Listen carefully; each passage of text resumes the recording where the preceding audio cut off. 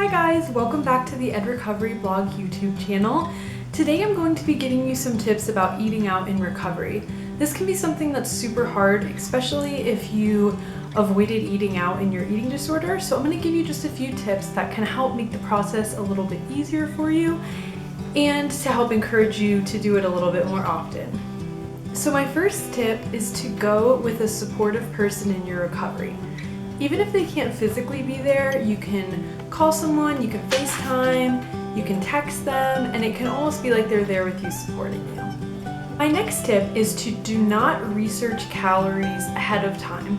This is an eating disorder behavior, and it can also make the process a lot more rigid and not really what it's supposed to be, in that it's supposed to be helping you move past your eating disorder behaviors and to get more freedom and being able to eat out with your friends and family and without having to have it be such a planned activity where it's rather something kind of normal. Next tip is to bring something to the table that can keep you distracted.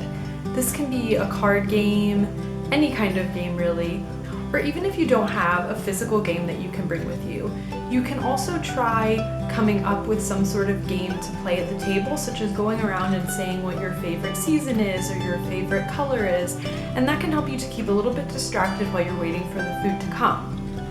Our next tip is to plan something to do after the meal.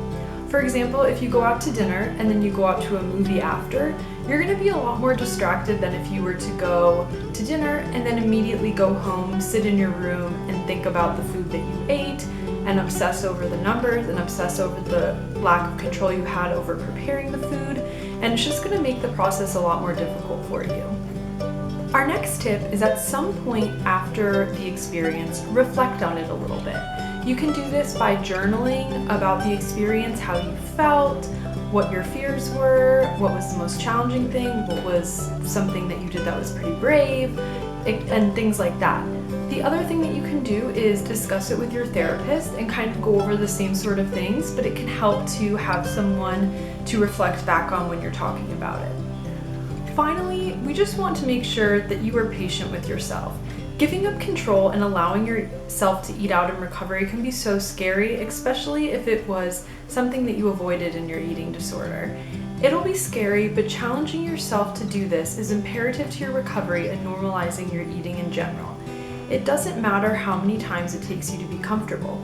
There's no magic number, but you can do this.